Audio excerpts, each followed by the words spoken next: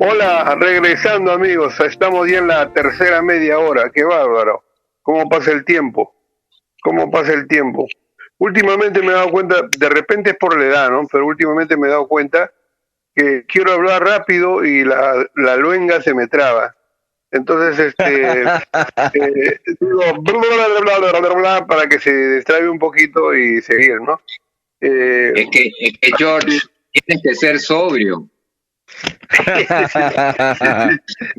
no, bueno, si se trata de licor no tomo, hermano, hace no sé cuánto, No, hace no, no, no sé no, no cuánto me ya me he refiero a olvidado, eso. No, no me ya me he refiero a eso. olvidado, pero, pero sí, bueno, no, lo que me doy cuenta es que se me traba, pues, la luenga, y bueno, me preocupa, ¿no? Pero, entonces mi esposa dice, lee en voz alta, y bueno, a veces le hago caso, ¿no? A veces, y otras veces no. Bueno, ¿en qué nos quedamos, amigos? Creo que En Jorge el se verso quedó en algo. 13. Estuvimos Verso 3. leyendo los versos 13, 14 y 15 antes de terminar la Ah, segunda ya, media sí. hora. Versículo 13. Y bueno, ¿qué podría decir aquí? Dice, por tanto, ceñid los lomos de vuestro entendimiento, sed sobrios y esperad por completo en la gracia que os traerá cuando Jesucristo sea manifestado. Eh, realmente la manifestación de Jesucristo pienso que se debe al regreso de Jesús nuevamente, no en su segunda venida. Y miren qué tal papel nos ha tocado a la iglesia de este tiempo, preparar ese camino, como decía usted, a los anteriores no dijo que administraban las cosas de Dios para nosotros, que sin que ellos lo hayan conocido, lo hayan visto eso, ¿no? Sin embargo, celosamente lo guardaron para que nosotros tengamos la oportunidad de, por la fe, saber de Jesucristo sin haberle visto creer, porque ellos fueron efectivos en su trabajo para dejarnos a nosotros escrito y contado de tal manera que lo creamos, porque ¿qué tal si nosotros hacemos un programa poco convincente? ¿Qué tal si hacemos un programa ahí, como dicen en mi tierra, chambón, ¿no? Y que, bueno, no, ni siquiera da ganas de escuchar. ¿Qué tal si hacemos un programa así? Los apóstoles, los antes de nosotros, dice diligentemente, o sea, averiguaban, estaban al tanto de todo. Gracias a ellos, la fe ha llegado a nosotros y ahora corresponde a la iglesia de este tiempo entregar la posta de una manera tal que sepan que Cristo viene otra vez. Cristo viene otra vez. Y no porque ahorita estemos encerrados o estemos pasando problemas, podemos decir, sí Señor, ven, ¿no? A veces cuando pasamos problemas, decimos algunos, me incluyo yo, ya Señor, ven, no ven Señor, ya. Pero cuando vuelta se comienza a poner bonito, como que uno se olvida. Pero la, la, el pensamiento de que Cristo vino otra vez no debe estar limitado porque, bueno, ahora que la estoy pasando mal, mejor que venga. Y cuando se pone bonito, todavía, Señor, un ratito, espera un ratito. Que no dependa de eso, sino que dependa que lo que nosotros tengamos que exponerle a la palabra del Señor, como en este caso, primera de Pedro, lo hagamos de tal manera que la iglesia se sienta ah, acompañada, sienta que se le está transmitiendo el mensaje de una manera eficaz, clara. Sí, el verso 13, tengo una versión aquí diferente de la Biblia de las Américas que me gusta mucho. Dice, preparen su entendimiento para la acción, sean sobrios en espíritu y pongan su esperanza completamente en la gracia que se les traerá en la revelación de Jesucristo. Y el que más me llama la atención, y me gustaría que podamos darle un poco de énfasis, preparen su entendimiento para la acción. ¿Se dan cuenta de lo que está diciendo el Espíritu de Dios? Que nuestro entendimiento, nuestra mente, tiene que ser preparada para actuar. ¿Y qué quiere decir eso? Que no solamente la mente va a tener pensamientos, razonamientos, lógica, no, tiene que estar preparándose con los fundamentos de la revelación de Dios para actuar. ¿Por qué? Porque me viene a la mente lo que dice 1 Corintios 10, Lo voy a buscar un momentito. 2 Corintios 10, mejor. Y es algo que siempre me llama la atención, esta porción donde dice, pues porque aunque andamos en la carne, no militamos, está hablando de milicias, ejércitos según la carne, porque las armas de nuestra milicia no son carnales, poderosas en Dios para destruir fortalezas. Y aquí viene, ¿no? Son 3 cosas que dice la Escritura y necesita que nuestra mente esté en una actitud de militar, una actitud de actuar. Dice, derribar argumentos. Esa es una acción muy fuerte, ¿no? Que no es una situación, no es una acción física, natural, es sobrenatural, es un argumento, es un pensamiento que viene y hay que derribarlo, con energía, como un soldado, ¿no? Por eso dice, preparen su entendimiento de la acción, ¿para qué? Derribar argumentos, esa es una. La segunda es derribar toda altivez o toda soberbia que se levanta contra el conocimiento de Dios. Y no estamos hablando de una persona que está delante de nosotros y es soberbia, es altiva. No, se trata de nosotros mismos. Son argumentos que han entrado en nuestra mente. Son pensamientos de soberbia que creemos que podemos hacer las cosas a nuestra manera. Por más creyentes que seamos, vamos a tener esos pensamientos. Y dice que hay que levantarse contra eso, no permitirle. Y la tercera, que también tiene que ver con nosotros, dice, llevando cautivo o prisionero todo pensamiento, ¿para qué? Para que obedezca a Cristo. Entonces, en ese sentido, creo yo que el apóstol Pedro está hablando, preparen su entendimiento, es una lucha, es una guerra, y tenemos que aprender a derribar argumentos, 1, derribar pensamientos altivos o soberbios, 2, y llevar a la obediencia a Cristo cautivo todo pensamiento. ¿Qué opinan, regresando a 1 Pedro versículo 13, dice, sed sobrios y velad. Y para seguir en la idea que tú estás, César, dice, sí, que yo lo entiendo aquí como que mi mente tiene que estar alerta, velad quiere decir, sin descuidarte, porque Cristo va a venir, y yo debo estar viendo los tiempos, mirando los tiempos, estudiando los tiempos, en qué momento estamos, en qué momento histórico estamos. ¿Está cerca ya la venida de Cristo? ¿Qué cosas se está cumpliendo? ¿Qué cosas falta por cumplir? Eso es lo que entiendo, a lo que el apóstol Pedro está aquí alertando a la iglesia, además de lo que tú has dicho, César. Claro, es lo que estaban haciendo los profetas en el verso 10. Dice, los profetas que profetizaron de la gracia destinada a vosotros, inquirieron y diligentemente indagaron acerca de esta salvación. Amén. Escudriñando qué persona y qué tiempo indicaba el Espíritu de Cristo que estaba en ellos, el cual anunciaba de antemano los sufrimientos de Cristo y las glorias que vendrían tras ellos. Y eso tiene que ver pues con el entendimiento. O sea, hay que verdaderamente, podemos nosotros desarrollar nuestro entendimiento con el estudio, con la capacidad, con la experiencia natural humana.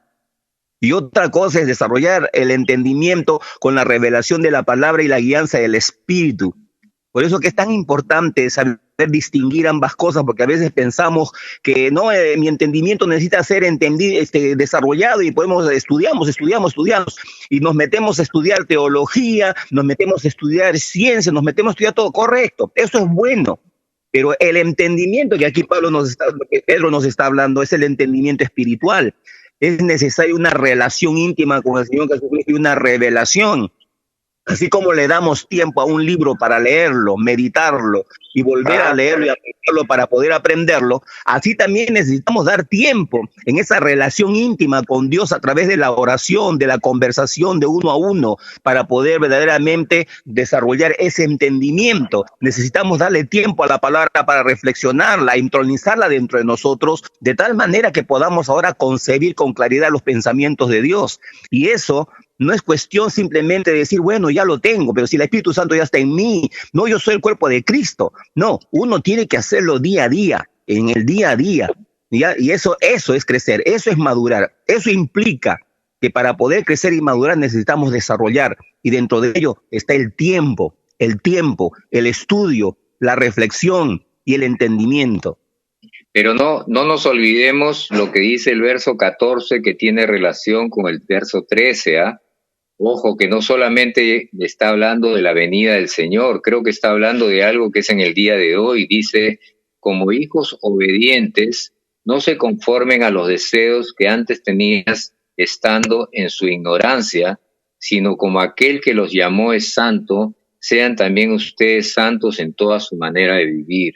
Entonces, tenemos que reflexionar que ese verso 13, cuando dice preparen su entendimiento para la acción y sean sobrios en espíritu, es para lograr el objetivo de los versos 14 y 15, es decir, sean santos en toda su manera de vivir y no se conformen a los deseos que antes teníamos en nuestra ignorancia.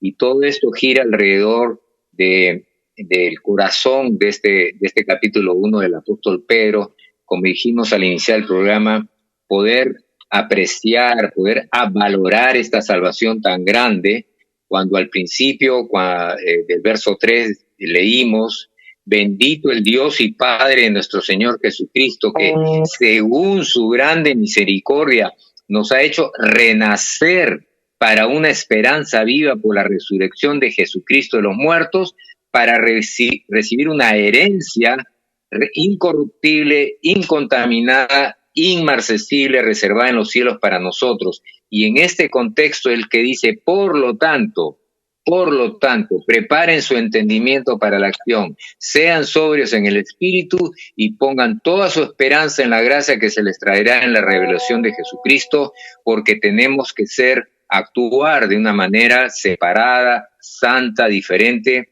porque el Señor está en nosotros, el Señor es santo y su manifestación es santidad. Y eso es lo que creo que nos está llamando a la reflexión el apóstol Pedro en este pasaje. Es interesante que los versos anteriores nos está hablando de la fe enfocada en la salvación, en la persona del Señor Jesucristo, y ahora nos está enfocando ahora en la santificación de esa misma salvación y la presencia del Señor Jesucristo. Claro. Sí, así es, claro. Sí, yo veo, está bien, César, está correcto lo que dijiste antes, porque tiene sentido. O sea, si viene Cristo, el propósito de la venida de Cristo es que nos reunamos con Él y partir a donde decía la Escritura, a los lugares celestiales. Pero no puedes partir, o sea, si no estás al tanto de que Él viene, no te vas a preparar, o sea, dicen, él espera que nosotros cuando Él venga seamos santos como Él es santo. Y eso no va a ser cuando en el momento que aparece, sino que tenemos que desarrollar un estilo de vida, al igual que nuestro Padre que nos ha escogido, nos ha llamado. O sea, ser santos porque Él es santo, el que nos llamó es santo. Por lo tanto, la sobriedad no es solamente para estar, el alerta no es solamente para estar esperando y estudiando los tiempos de la venida de Cristo, sino también además porque nos va a demandar un estado de vida, nos va a demandar santidad para estar con Él. En ese sentido, entonces, uniendo las dos partes, la alerta es para ver cuándo viene el Señor y porque cuando venga, espera encontrar una iglesia santa, una iglesia limpia, como un vestido de novia, sin mancha, ¿no? Ni arruga. Sí, porque estamos siendo confrontados para que esos deseos que antes teníamos por causa de nuestra ignorancia sean diluidos. Y para eso se requiere la santidad. Porque una cosa es que yo soy santo cuando he recibido a Jesucristo en mi corazón, porque he salido de un lugar a otro lugar, que es la persona de Jesucristo.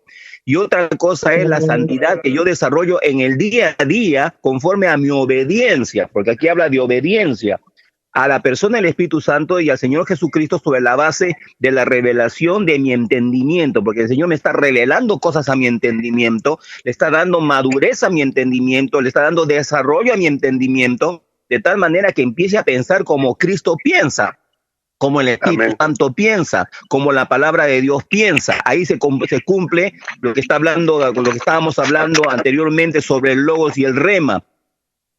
El logos es la palabra escrita que la tenemos y podemos leer. Pero si esa palabra no se hace carne, en este caso, ese rema para nosotros, entonces no podemos aquilatar ni podemos usarla para el beneficio del día a día. Porque para que nosotros podamos santificarnos, necesitamos tener la palabra, la revelación en nuestro entendimiento en el día a día y santificar en esa área. Y como estuvimos hablando anteriormente, tenemos un fruto del Espíritu Santo en el cual nosotros tenemos que definirlo y desarrollarlo en nuestro ser, que es el carácter de Cristo. Y cada uno de esos frutos requiere un escenario diferente, como también pruebas diferentes para poder establecerse en nuestra propia personalidad. Y es por eso que la Biblia nos hablaba de diferentes clases de sufrimiento, de diferentes clases de pruebas. Y eso es algo que la iglesia requiere entender claramente para que pueda salir de esa idea, de ese pensamiento ilusorio de que, ay, a mí no me debe pasar nada, a mí no me debe pasar dolor, ni tristeza, ni angustia, ni nada. ¿Por qué? Porque yo tengo a Jesucristo. Y se van engañando, y que cuando les pasan las pruebas, creen que Dios los abandonó, creen que Dios los dejó, creen que Dios prácticamente los ha juzgado por su mal comportamiento, por su mala acción o por su incredulidad. Pero no, lo que estamos siendo simplemente que estamos siendo probados. Porque una cosa es la salvación que hemos recibido en la persona del Señor Jesucristo y otra cosa es la santificación que el Espíritu Santo está haciendo con nosotros en el día a día. Pero a veces confundimos santificación con salvación. Y aquí al final, en el verso 15, estamos viendo que todo lo anterior, pruebas, todo lo que hemos hablado, tiene un objetivo: sed santos porque yo soy santo. Aquí tengo una versión diferente del verso 15 que me gustaría compartirlo con todos ustedes, que me suena a una visión un poquito más amplia de lo que estamos acostumbrados en la versión Reina Valera, ¿no? Primero voy a leer la Reina Valera para que se pueda ver el contraste. Dice: como aquel que os llamó es santo, sean también ustedes santos en toda su manera de vivir.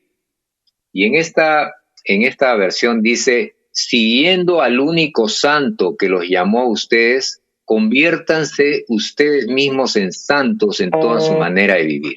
Siguiendo al único santo. Y creo que ese es un enfoque muy importante, ¿no? Porque Jesucristo siempre dijo: sígame, ¿no? Y en el programa anterior, ¿se acuerdan que estuvimos hablando de venid a mí todos los que están trabajados y cargados, que yo los haré descansar?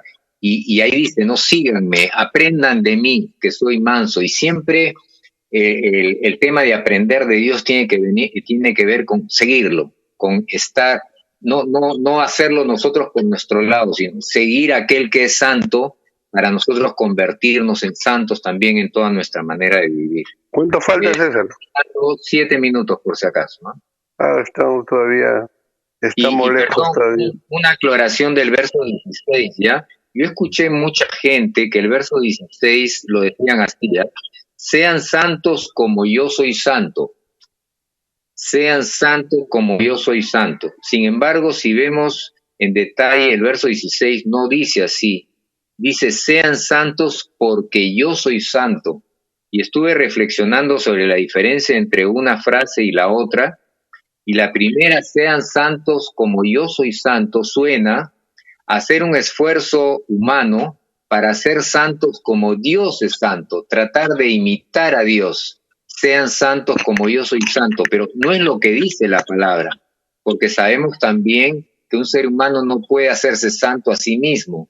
Dios produce santidad cuando le damos el lugar, pero aquí ¿qué dice? Sean santos porque yo soy santo, y continuaría diciendo: y porque yo soy santo y vivo dentro de ustedes, entonces denme lugar a mí para que yo produzca santidad en ustedes. Amén. Ahora ahí quiero entrar a lo que hemos estado hablando en gran parte del programa, el carácter. Para hacerlo, tratar de ir aclarando, ya Jorge lo ha dicho, tú también, y ahora quiero un poco también poner de mi parte en esto que significa el carácter y el por qué la confusión de la iglesia en esta parte, ¿no? Algunos pensamos que recibimos a Jesús, tenemos el Espíritu Santo y Él va a comenzar a obrar en nosotros santidad. Cierto que sí, pero quien tiene que vivirlo es el ser humano, es la persona que ha aceptado a Jesucristo como Salvador. Ajá. Y entonces empieza a haber una crisis dentro de la persona que la persona tiene que tomar la decisión de cambiar, o sea, comenzar a forjar